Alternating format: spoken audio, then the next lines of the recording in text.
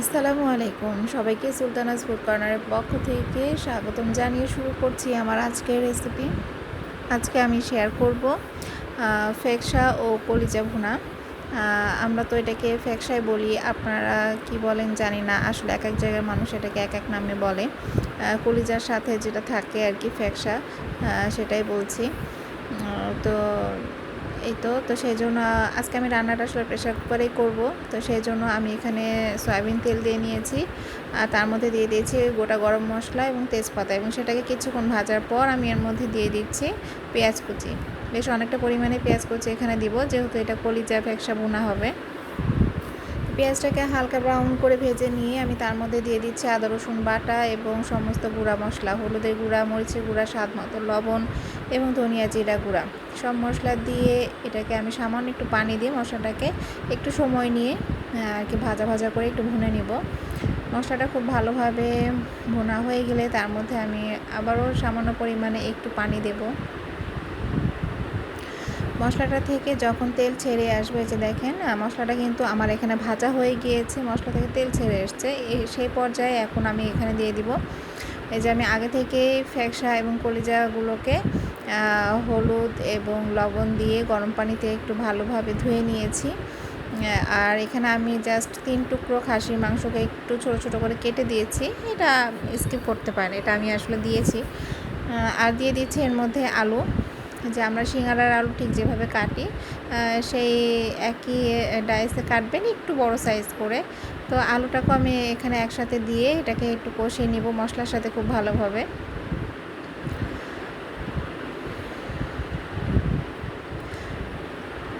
এখানে কলিজা, ফেকসা এবং আলু এই তিনটাকে আমি একটু সময় নিয়ে এখানে কষিয়ে নেব। আগে আমি প্রেসার কুকারে ঢাকনাটা লক করব না, আমি অন্য একটা ঢাকনা দিয়ে এটাকে ঢাকা দিয়ে দিয়ে কিছুক্ষণ পর পর নাড়া দিয়ে একটু কষিয়ে নেব।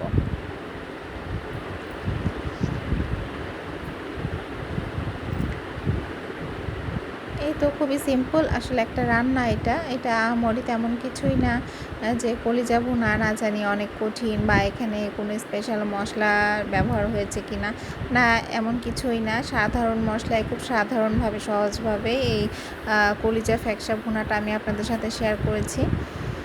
তো এই তো আমার ভুনাটা মোটামুটি হয়ে এসছে, মানে কষানোটা হয়ে গিয়েছে। এই যে খেয়াল করুন, আমার কিন্তু কষানোটা খুব ভালোভাবে হয়ে গিয়েছে। এই পর্যায়ে আমি এখন এর মধ্যে দিয়ে দিব পরিমাণ মতো পানি। এখানে তো আসলে কলিজা বা ফ্যাকসার তো আসলে কেউ কখনো ঝোল খায় না, একটু মাখা মাখা টাইপ ভুনা হবে।